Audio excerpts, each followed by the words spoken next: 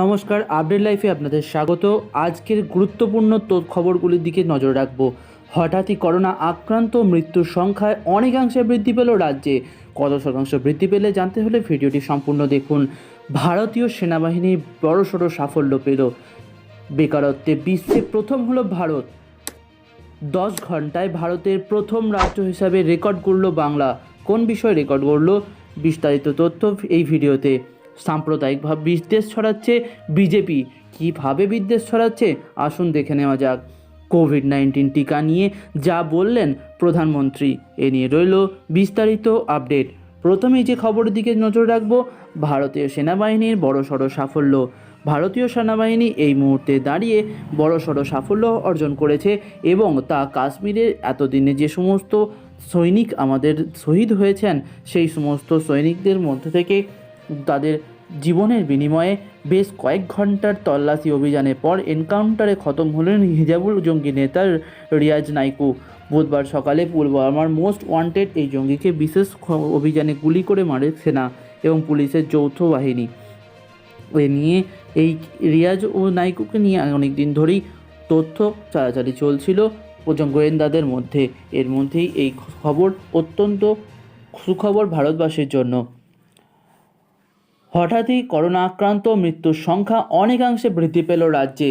পশ্চিমবঙ্গে এই মুহূর্তে হঠাৎ করেই করোনা আক্রান্ত এবং তার মৃত্যুর সংখ্যা প্রচুর পরিমাণে বেড়ে গিয়েছে, যা অত্যন্ত চিন্তার বিষয় হিসেবে দাঁড়িয়েছে সাধারণ মানুষের কাছে।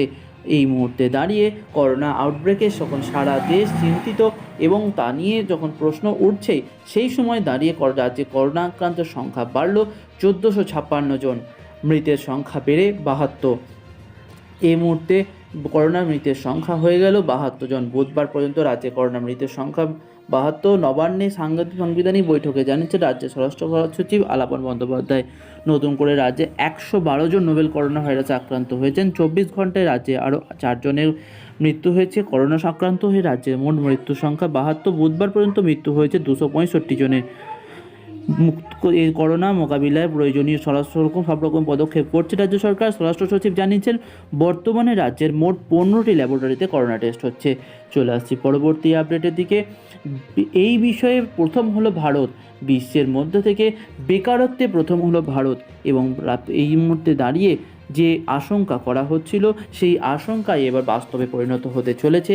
লাগাতার লকডাউনের জেরে এক লাফে দেশে বেকারত্বের হার বেড়ে দাঁড়ালো 27.11%। 3রা মে শেষ হতে চলা সপ্তাহে ভারতবর্ষে বেকারত্বের হার 27.11%, যা সাম্প্রতিক অতীতের সবথেকে রেকর্ড ভেঙে দিয়েছে।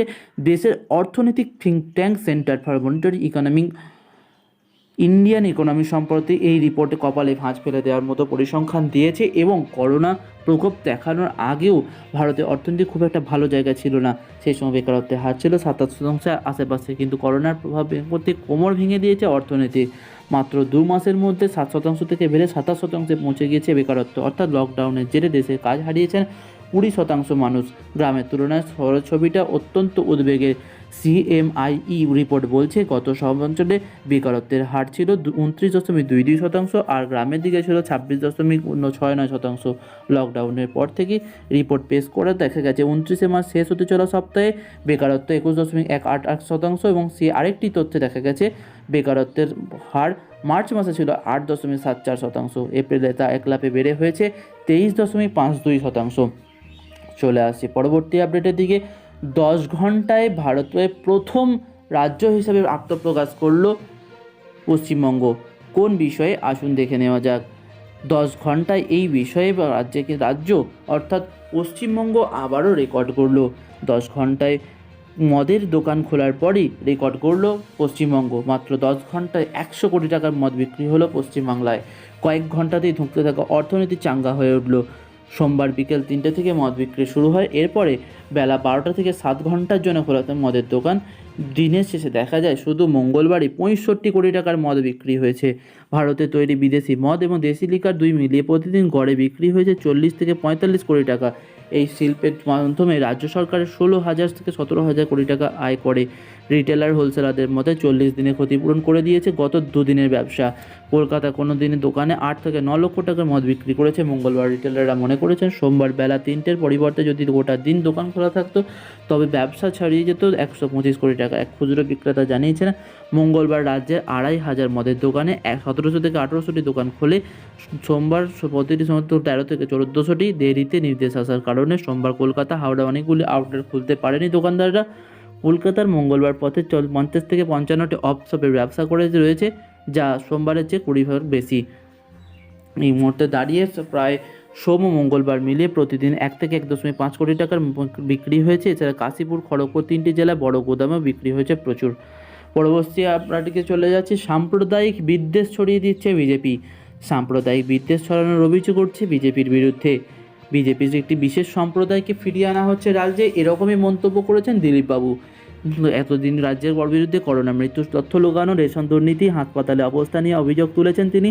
এবার পরিযায়ী শ্রমিকদের ফিরিয়ে আনা নিয়ে মুখ্যমন্ত্রী মমতা বন্দ্যোপাধ্যায় নিশানা করেছেন বঙ্গ বিজেপির সভাপতি দিলীপ ঘোষ। তার অভিযোগ, শুধুমাত্র এই বিশেষ সম্প্রদায়ের মানুষকে বাড়ি ফিরিয়ে আনার চেষ্টা করছে রাজ্য সরকার, বাকিদের জন্য কোনো হেলদোলি নেই। মঙ্গলবার তিনি অভিযোগ করেছেন পরিযায়ী শ্রমিকদের জন্য রাজ্য সরকার কুমিরের কান্না কাঁদছে। এদিন দিলীপবাবু বলেছেন, দেশের বিভিন্ন জায়গায় বিভিন্ন কারণে বাংলার বহু মানুষ আটকে রয়েছেন, কিন্তু তাদের ফেরাতে কোনো রকম হেলদোল নেই রাজ্য সরকারের। কেউ শ্রমিক, কেউ চিকিৎসা করতে, কেউ তীর্থ করতে, কেউ বেড়াতে গিয়ে আটকে গিয়েছেন।